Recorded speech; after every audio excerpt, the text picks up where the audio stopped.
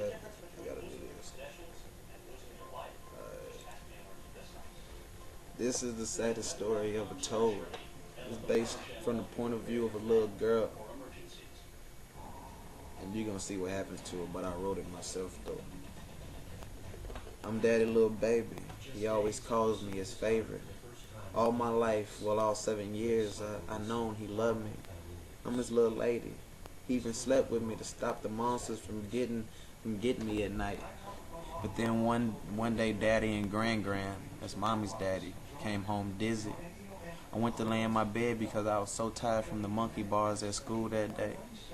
Daddy came in my room smelling weird. I thought he was gonna tuck me in since I was a little girl.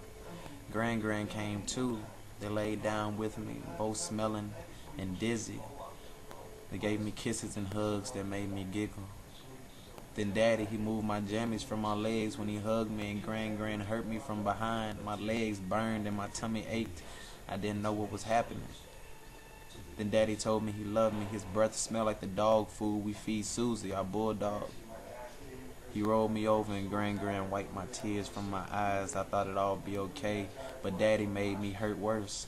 He told me to be a big girl, but I couldn't help the water running down my cheeks. Gran kissed me and swept his hand through my hair to calm my whimpers and pleas for help.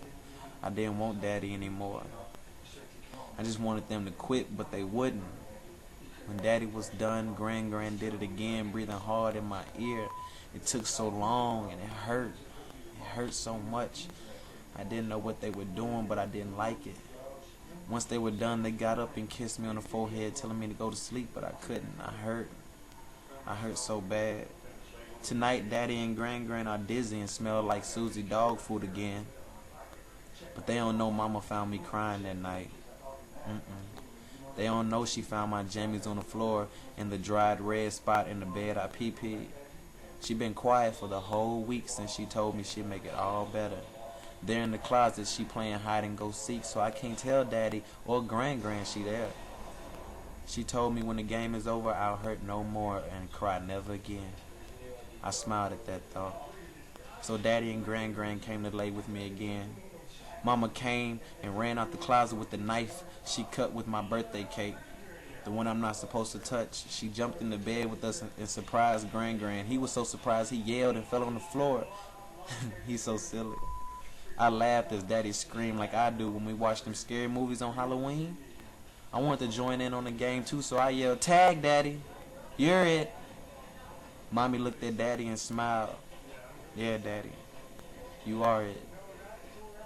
When mama and daddy were done wrestling on the floor beside the bed, mommy took me to my Uncle George's house to spend the night. I don't hurt. I don't cry no more. I can't wait till I go back home and me, mommy, and daddy laugh at how he screamed. I love my daddy. I'm his special little girl.